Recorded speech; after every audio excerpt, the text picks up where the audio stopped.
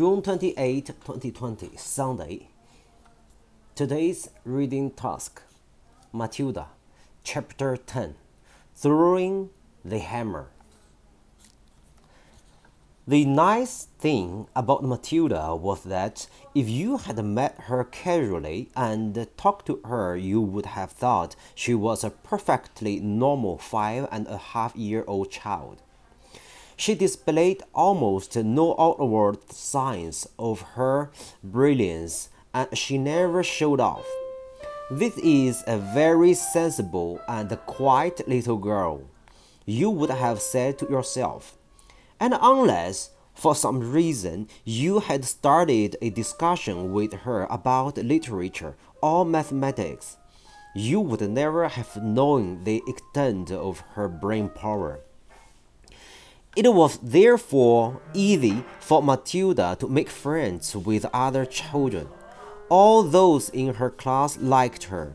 They knew, of course, that she was clever because they had heard her being questioned by Miss Honey on the first day of term.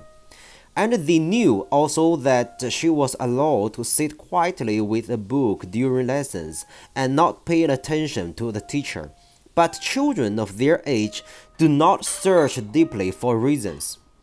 They are far too wrapped up in their own small struggles to worry overmuch about what others are doing and why. Among Matilda's newfound friends was the girl called Lavender. Right from the first day of term, the two of them started wandering around together during the morning break and in the lunch hour. Lavender was exceptionally small for her age, a skinny little nymph with deep brown eyes and with dark hair that was cut in a fringe across her forehead. Matilda liked her because she was gusty and adventurous. She liked Matilda for exactly the same reasons. Before the first week of term was up, awesome tales about the headmistress, Miss Trunchbull, began to filter through to the newcomers. Matilda and Lavender, standing in a corner of the playground during morning break on the third day, were approached by a rugged 10-year-old with a boil on her nose, called Hortensia. New scum, I suppose, Hortensia said to them, looking down from her great height.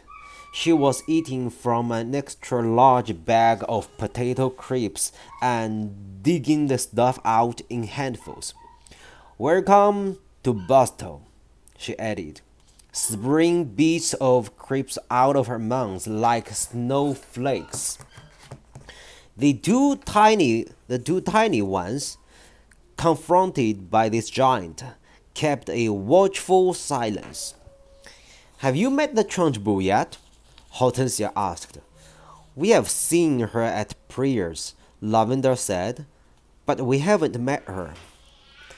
You've got a treat coming to you, Hortensia said. She hates very small children. She therefore loathes the bottom class and everyone in it. She thinks 5-year-olds are grubs that haven't yet hatched out. In went another fistful of crisps, and when she spoke again, out sprayed the crumbs. If you survive your first year, you may just manage to live through the rest of your time here. But many don't survive.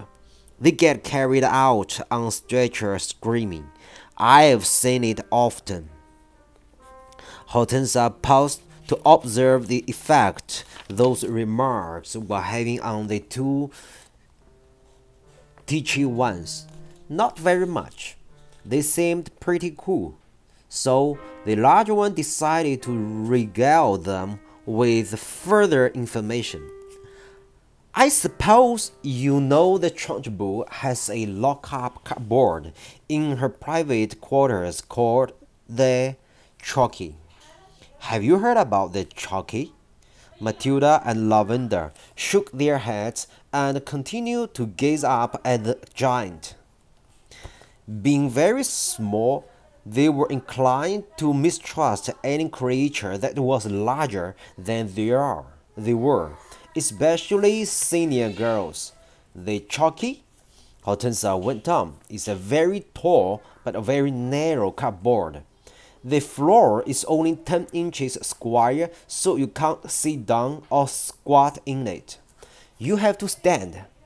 And three of the walls are made of cement with bits of broken glass sticking out all over, so you can't lean against them. You have to stand more or less at attention all the time when you get locked up in there. It's terrible. Can't you lean against the door? Matilda asked. Don't be daft, Hortensia said. The door is got thousands of sharp, spiky nails sticking out of it. They've been hammered through from the outside, probably by the trunchbull herself. Have you ever been in there? Lavender asked. My first term I was in there 6 times, Hortensia said. Twice for a whole day and the other times for 2 hours each. But 2 hours is quite bad enough. It's pitch dark and you have to stand up dead straight, and if you wobble at all, you get spiked either by the glass on the walls or the nails on the door. Why were you pudding? Matilda asked. What had you done?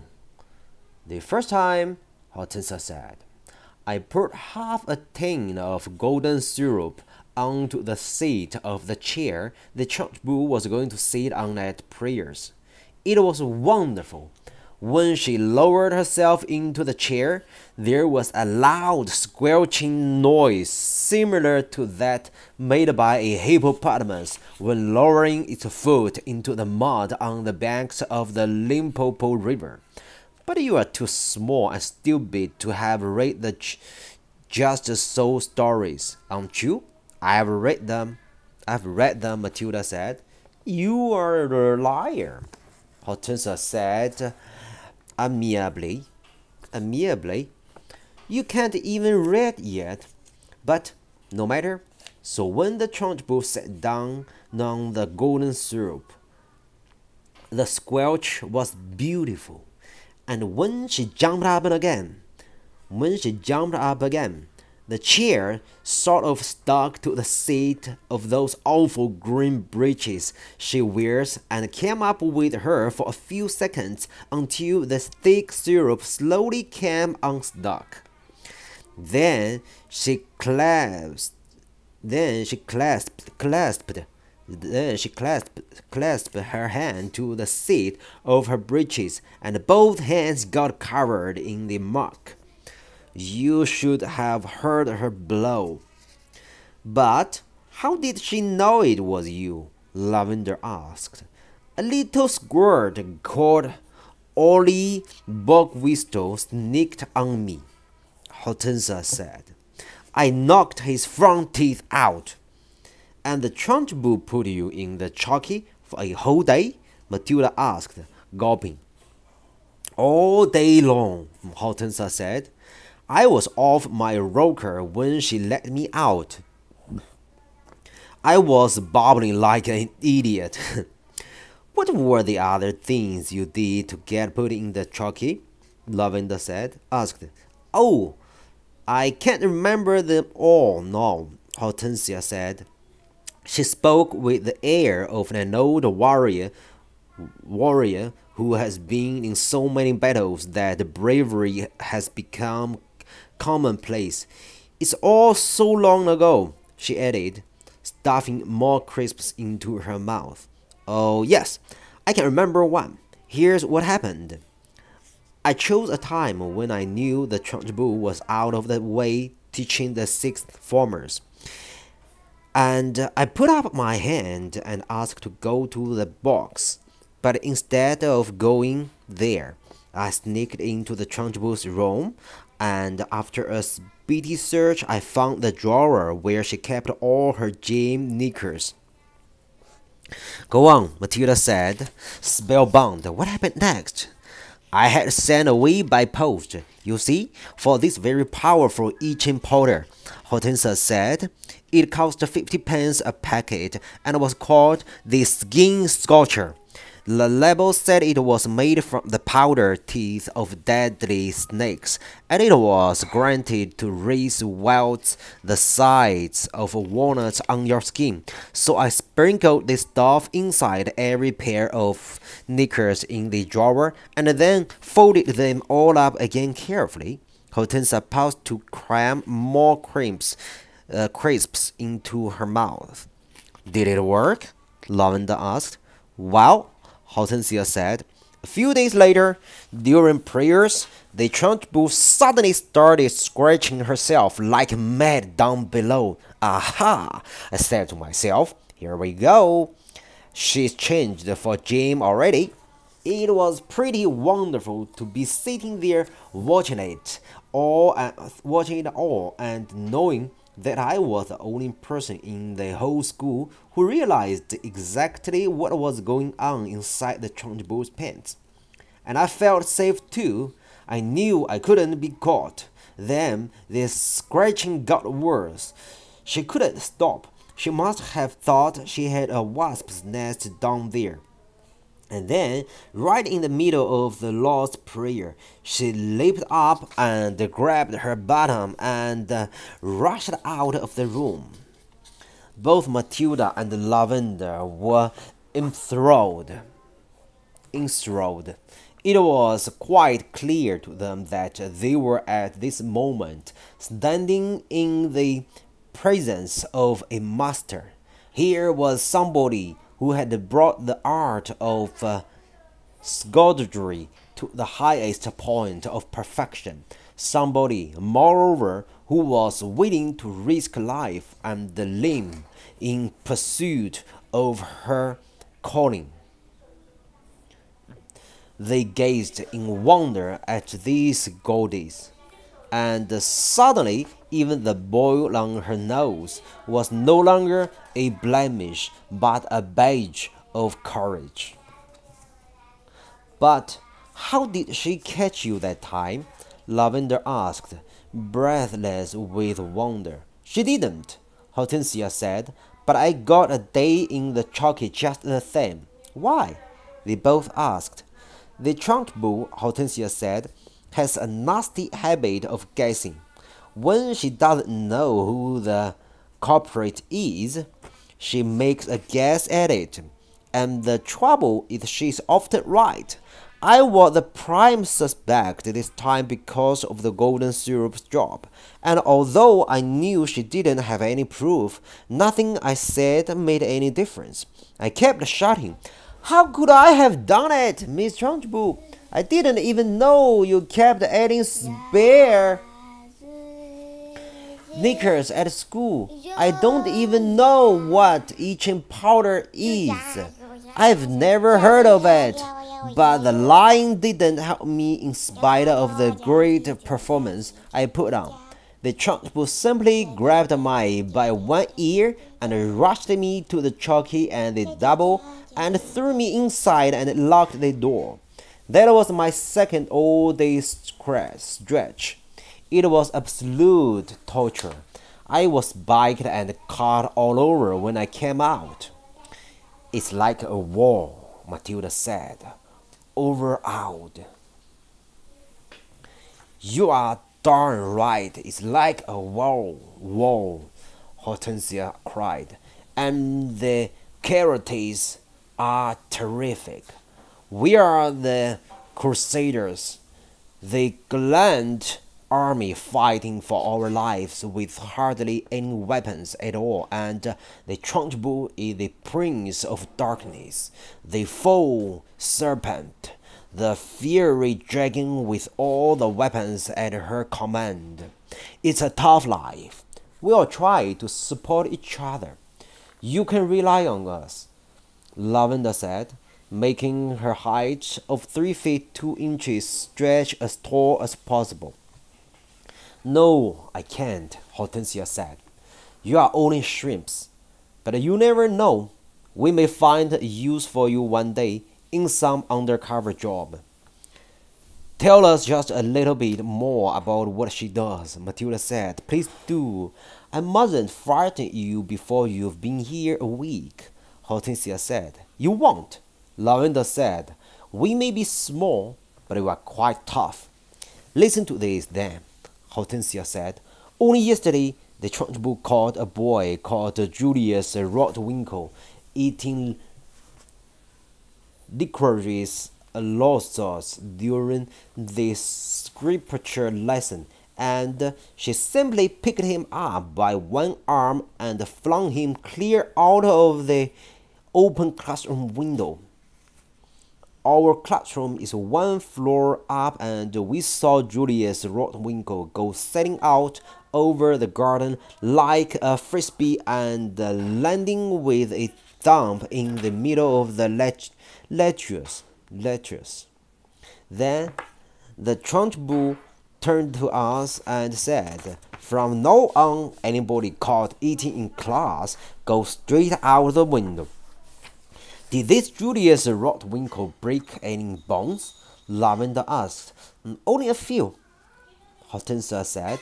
You've got to remember that the Trunchbull once threw the hammer for Britain in the Olympics, so she's very proud of her right arm. What's throwing the hammer?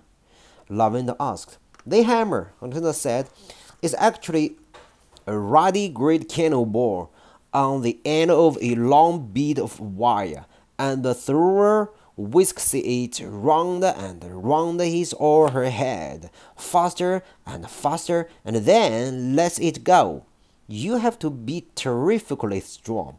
The Trunchbull will throw anything around just to keep her arm in, especially children.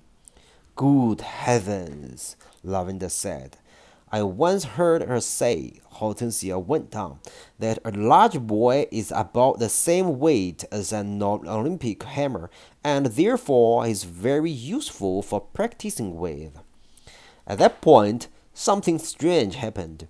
The playground, which up to then had been filled with shrieks, and the shouting of children at play, all at once became silent as the grave. Watch out, Hortensia whispered. Matilda and Lavender glanced around and saw the gigantic figure of Miss Trunchbull advancing through the crowd of boys and girls with menacing strides. The children drew back hastily to let her through, and her progress across the asphalt was like that of Moses going through the Red Sea when the waters parted. A formidable figure she was too, in her belted smock and green breeches. Below the knees, her calf muscles stood out like grapefruits inside her stockings. Amanda Thripp, she was shouting. You, Amanda Thripp, come here. Hold your heads, Hortensia whispered. What's going to happen? Lavender whispered back. That idiot Amanda, Hortensia said, has let her long hair grow even longer during the hauls, and her mother has plaited it into pigtails. Silly thing to do. Why silly? Matilda asked. If there's one thing the Trunchbull can't stand, it's pigtails, Hortensia said. Really? Matilda and Lavender saw the giant in green breeches advancing upon a girl of about 10, who had a pair of plaited golden pigtails hanging over her shoulders. Each pigtail had a blue satin bow at the end of it, and it all looked very pretty. The girl wearing the pigtails, Amanda Thripp, stood quite still, watching the advancing giant, and the expression on her face was one that you might find on the face of a person who is trapped in a small field with an enraged bull which is charging flat out towards her. The girl was glued to the spot, terror-struck, pop-eyed, quivering, knowing for certain that the day of judgment had come for her at last. Miss Trunchbull had now reached the victim and stood towering over her. "I want those filthy pigtails off before you come back to school tomorrow," she barked. "Chop them off and throw them in the dustbin. You understand?" Amanda, paralyzed with fright, managed to stutter. "My mommy like them. She plays them for me every morning." "Your mommy's a twit," the Trunchbull bellowed. She pointed a finger the size of a salami at the child's head and shouted, "You look like a rat with a tail coming out of its head. My mommy thinks I look lovely, Miss Trunchbull." Amanda stuttered, shaking like a blank match. "I don't give a tinker's toot what your mommy thinks," the Trunchbull yelled, and with that she lunged forward and grabbed a hold of Amanda's pigtails in her right fist and lifted the girl clear off the ground like this. Wow! Then she started swinging her round and round and round her head, faster and faster, and Amanda was screaming blue murder, and the Trunchbull was yelling, "I'll give you pigtails, you little rat." "Shades of the Olympics," Hortensia murmured. "She is getting up speed now, just like she does with a hammer. 10-1 she's going to throw her." And now the Trunchbull was leaning back against the weight of the whirling girl and pivoting expertly on her toes, spinning round and round. And soon Amanda Threep was traveling so fast that she became a blur, and suddenly, with a mighty grunt, the Trunchbull let go of the pigtails, and Amanda went sailing like a rocket right over the wire fence of the playground and high up into the sky. Wow, wow, wow. "Well thrown, sir," someone shouted from across the playground, and Matilda, who was mesmerized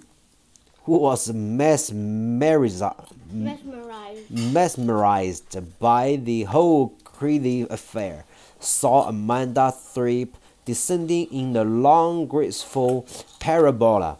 What is parabola? Onto the playing field beyond. She landed on the grass and bounced 3 times and finally came to rest. Then, amazingly, she sat up. She looked a trifle dazed, and who could blame her? But after a minute or so, she was on her feet again and tottering back toward the playground. The Trunchbull stood in the playground, dusting off her hands. "Not bad," she said. "Considering I'm not in strict training, not bad at all." Then she strolled away. "She's mad," Hortensia said. "But don't the parents complain?" Matilda asked. "Would yours?" Hortensia asked. "I know mine wouldn't. She treats the mothers and fathers just the same as the children, and they are all scared to death of her. I'll be seeing yours sometime. You too." And with that, she sauntered away. Good.